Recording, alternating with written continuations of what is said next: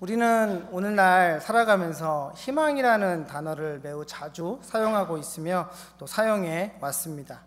경제가 어려워지거나 큰 사건이 있을 때마다 이 희망이라는 단어가 더욱더 많이 사용되고 전달되고 있습니다. 새로운 한 해를 시작할 때면 항상 이 단어가 등장하기도 합니다. 이처럼 우리는 생활 속에서 넘쳐나는 단어들 가운데서 희망이라는 단어를 사용하면서 진정한 희망이 이루어지기를 바라며 살아갑니다. 여기서 한 가지 질문을 해보아야 합니다. 그것은 정말 우리는 희망이라는 말을 자주 사용하면서 삶에 도움이 되느냐라는 것을 질문으로 해보고 싶습니다.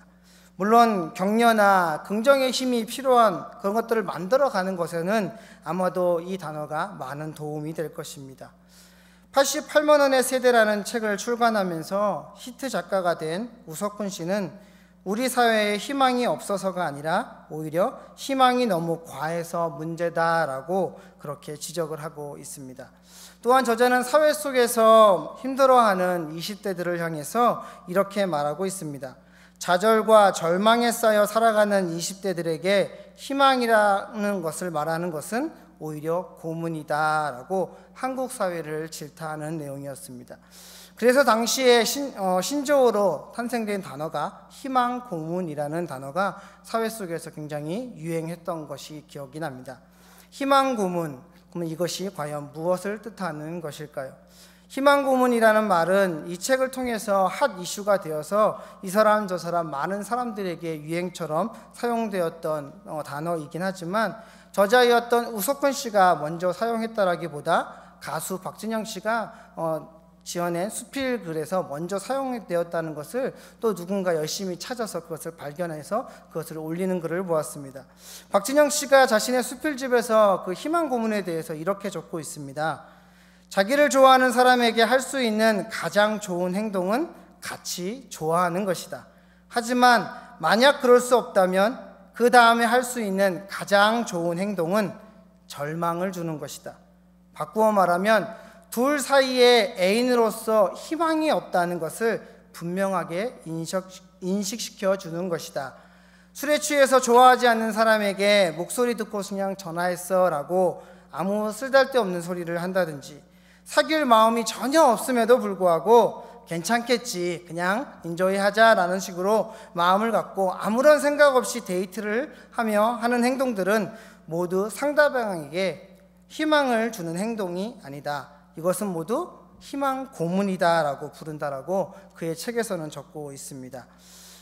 물론 이 단어에 대해서 고민하고 연구한 사람이 있었는데요. 그 연구한 사람이 밝힌 책에서는 이 희망 고문이라는 단어를 먼저 쓴 사람이 우석훈 씨도 아니고 박진영 씨도 아닌 고대 소설에서 이 단어를 사용하고 있다, 이 내용을 확인해주고 있다라고 그의 논문에서 이렇게 밝히고 있습니다. 희망 고문이라는 단어를 사용한 그 소설 내용 중에는 이렇게 적고 있습니다. 한번 들어보십시오. 포로 수용소에서 살아가던 죄수가 탈출구를 발견하고 희망을 가지고 기쁨에 감격하여서 자유라는 희망에 부풀어서 탈출구를 통해 밖으로 나오게 된다.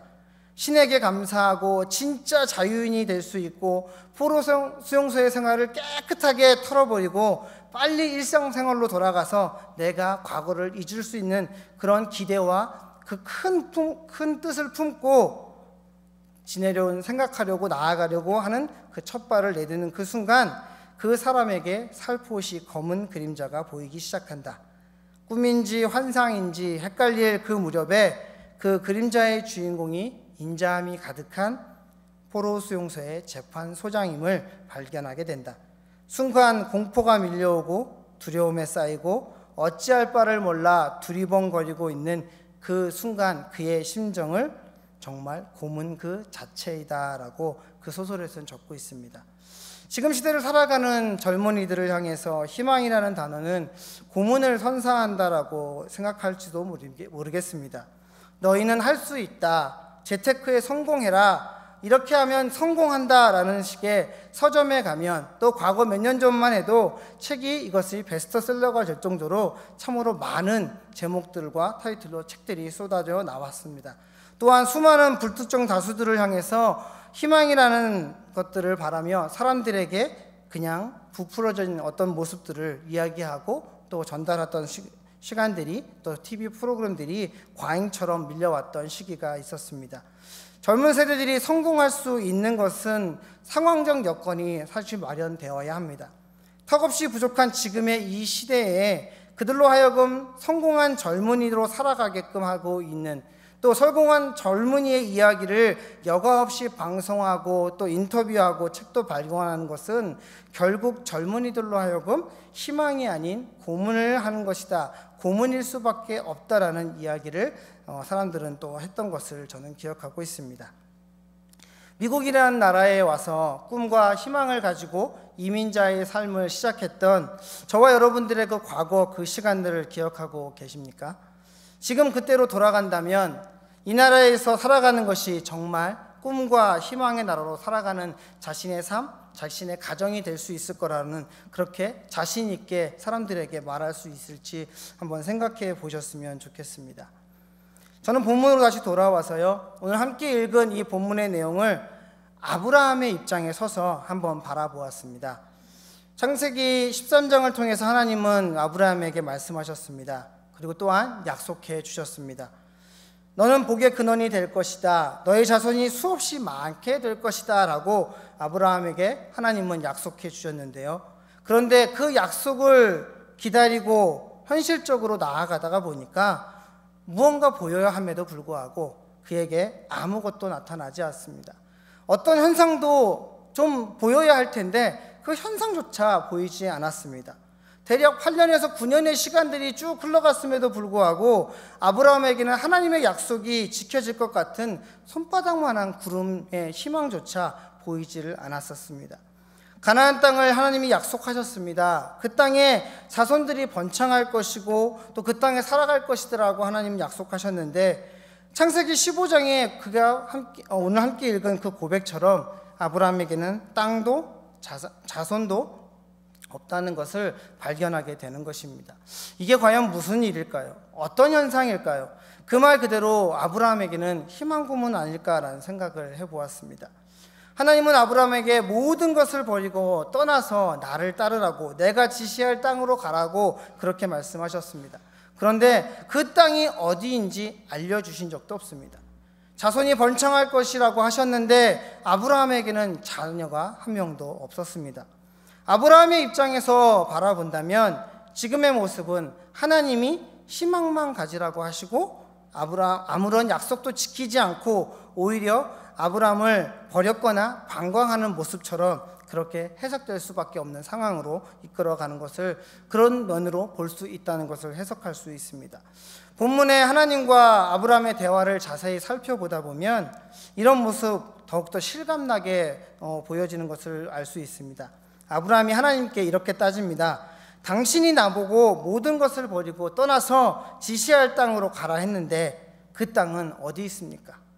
왜 내게 땅은 허락하지 않는 것입니까? 그래서 난 희망이 이제 없습니다 라고 아브라함이 이야기하는 것 같습니다. 이런 아브라함의 반항에 하나님이 이렇게 말씀하십니다. 내가 약속했지 않냐? 뭐가 문제니? 내가 여호와라니까? 걱정할 필요 없다니까? 나만 믿으라고 그렇게 말씀하고 계신다는 거죠. 그런데 아브라함이 또 그 말씀을 받아치면서 다시 이렇게 묻습니다. 그럼 자손의 번창을 말씀하셨는데 어떻게 된 건가요?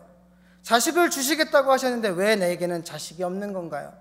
왜 내 재산을 유산으로 물려받을 그 자손을 주셔야 되는데 내게 유산으로 받을 사람은 여기서 함께 자란 엘리에셀밖에 없습니다 하고 아브라함이 하나님께 그렇게 대담하게 묻고 있습니다. 하나님이 이 물음에 이렇게 대답하십니다. 너의 몸에서 나온 이가 너의 후사가 될 것이다 라고 하나님은 자신의 약속을 또 다시 아브라함에게 확인시켜주고 있습니다. 그러나 아브라함은 8년이나 넘는 시간 동안을 약속만 믿고 버텨왔던 사람입니다. 어떻게 보면 그 시간에 지쳐서 심신이 많이 약해졌을지도 모르겠습니다. 자포자기하는 심정으로 하나님께서 뭐하라고 약속하신 그 말씀에 대해서 그냥 무언가 좀 보여달라고 대들고 하나님 앞에 마지막 발악을 하는 모습일 수도 있다는 생각을 해보게 됩니다. 결국 하나님이 이런 아브라함에게 특단의 조치를 감행하고 계십니다. 오늘 본문 구절에 보면 이렇습니다. 여호와께서 그에게 이르시되 나를 위하여 3년 된 암소와 3년 된 암염소와 3년 된 순양과 산비둘기와 집비둘기 새끼를 가져올지니라. 하나님은 아브라함에게 3년 된 암소, 3년 된 암염소, 또 3년 된 수양과 산비둘기, 집비둘기 새끼를 취해서 잡아오라고 말씀하셨습니다.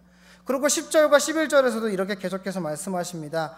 아브라함이 그 모든 것을 가져다가 그 중간을 쪼개고 그 쪼갠 것을 마주 대하여 놓고 그 새는 쪼개지 아니하였으며 솔개가 그 사체 위에 내릴 때에는 아브라함이 쫓았더라라고 이야기하고 있습니다.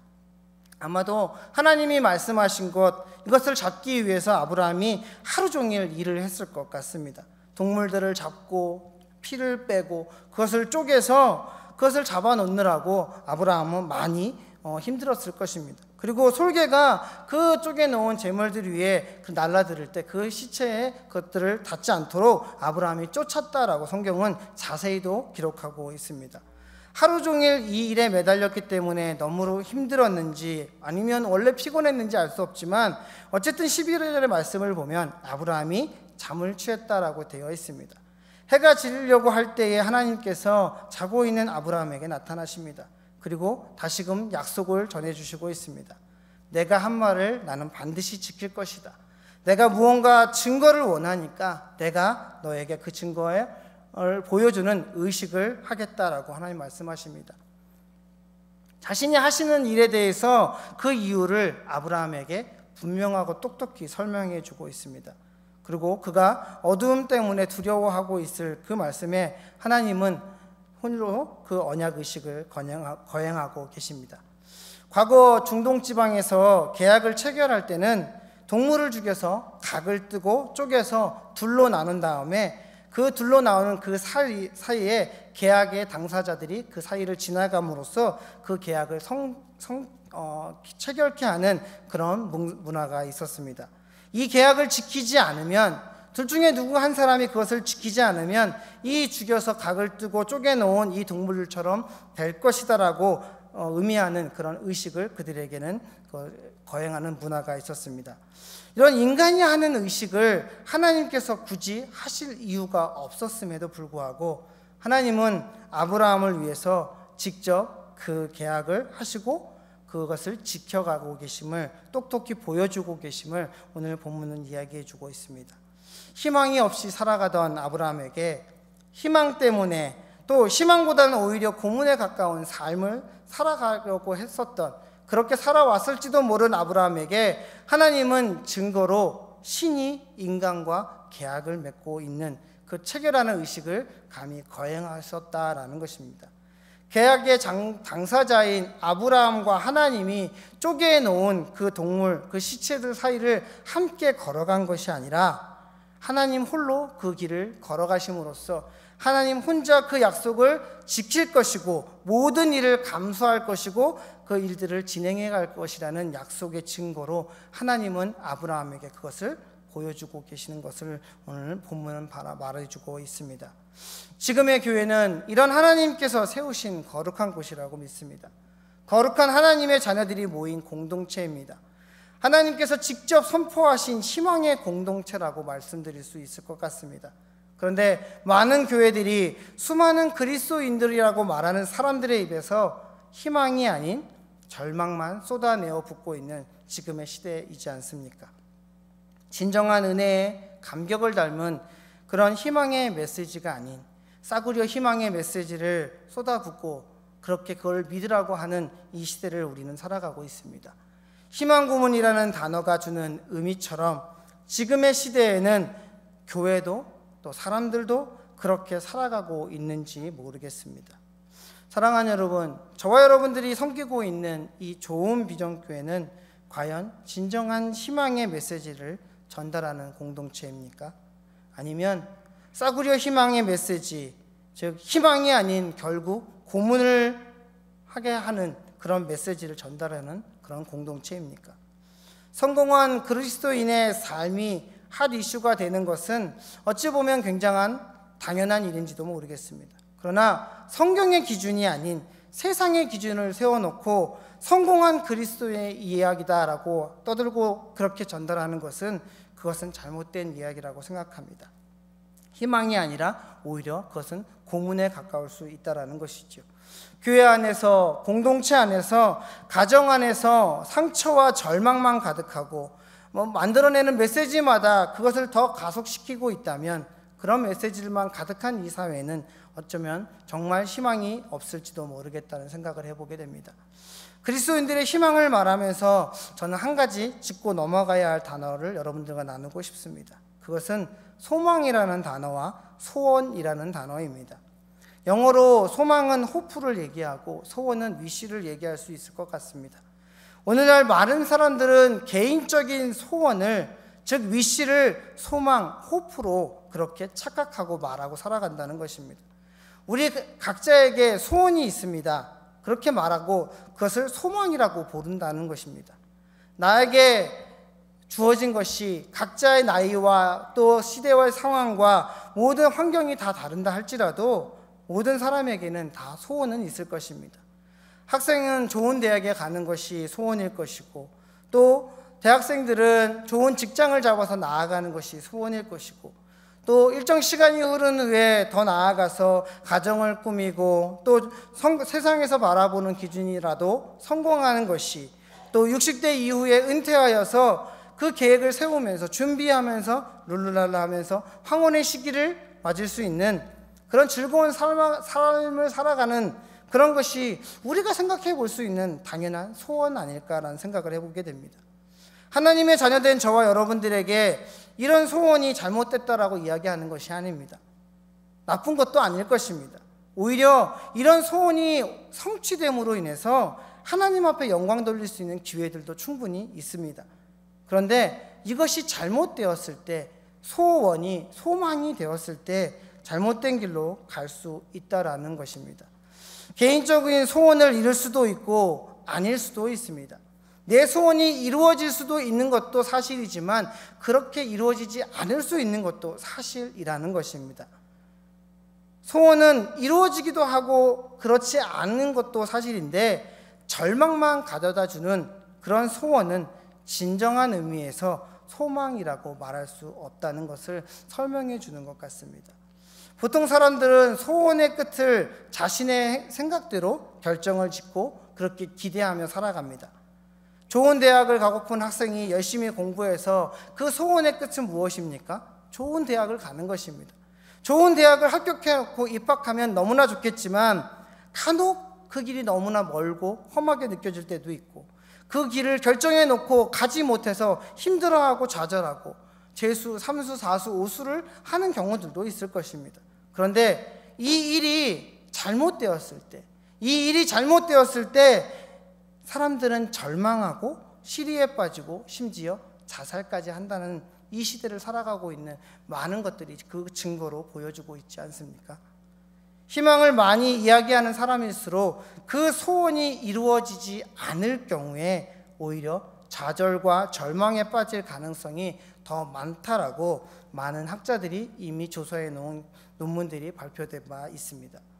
그렇다면 성경은 우리에게, 우리 이 시대를 살아가고 있는 저와 여러분들을 향해서, 그리스도인들이라고 말하는 사람들을 향해서 어떤 희망을 말해주고 있습니까? 저와 여러분들이 잘 알고 있는 것처럼 성경이 말하는 희망은 소망의 주체이신 하나님이시고 예수 그리스도이라는 것을 우리는 너무나 잘 알고 있고 그렇게 말하고 있습니다. 또한 예수 그리스도는 십자가를 빼고서 말할 수 없고 그것을 기독교라고 말할 수 없다는 것도, 우리는 그 희망도 소망도 또 말할 수 있다는 것을 우리는 너무나 잘 알고 있습니다. 아브라함이 희망도 소망도 잃고 좌절해 있을 때 하나님이 하신 행동은 다시금 기억해 보셨으면 좋겠습니다. 하나님께서는 지쳐있고 아무런 희망도 보이지 않아서 쓰러져 있는 아브라함을 향해서 직접 언약식을 체결하고 계신다는 것입니다. 끝까지 함께 할 것이며, 이 약속은 어떤 상황이 와도 내가 지킬 것이고, 너가 바라볼 때 저주의 계약일자 할지라도 그럼에도 불구하고 내가 너를 위하여 이 약속을 이루어 가시는, 이룰 것이라는 하나님의 성취적 사랑을 우리에게 말씀해 주고 있다는 것입니다. 예수님의 십자가는 또 그렇다면 어떠합니까? 십자가 없이 예수님을 말하는 것은 이해할 수 없는 일일 것입니다. 십자가 없이 내 자신이 구원받은 백성이라고 고백할 수 있다는 것, 말에 어폐가 있을 것입니다. 이 세상에서 그 어느 누구도 자신을 설명하려면 나의 과거, 나의 부모, 또 내 조상, 또 내 환경, 지나왔던 과거의 어떠어떤 모습들, 그것들을 말하지 않고서는 나 자신을 설명할 수 없다는 것, 우리는 너무나 잘 알고 있습니다.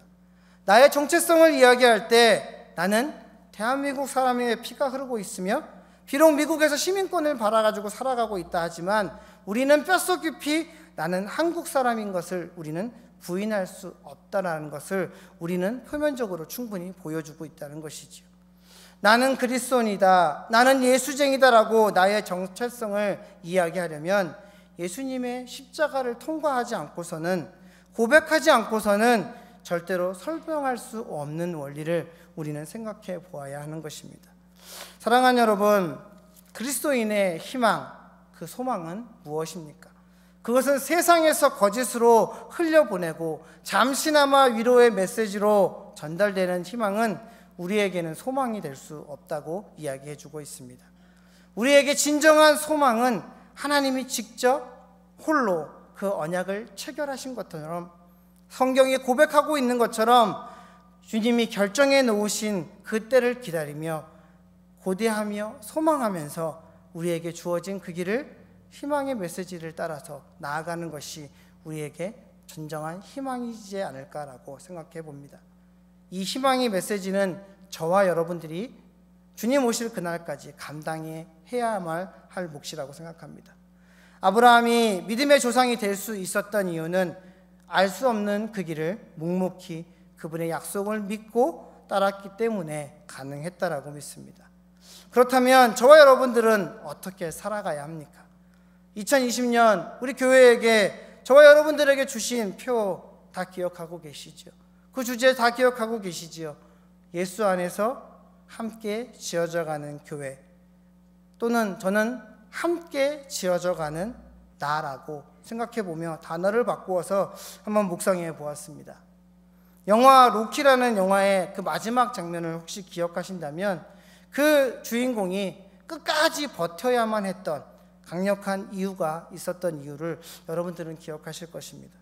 저와 여러분들이 다시 오실 그 주님을 소망하며 끝까지 버텨야 할 이유가 그 로키의 모습처럼 비슷하지 않을까라는 생각도 해보게 됩니다.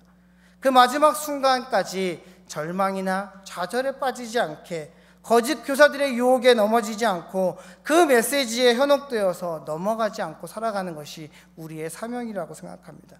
사람의 말이 아닌 주님의 음성으로 듣고서 나아갈 수 있는 저와 여러분들이 됐으면 좋겠습니다.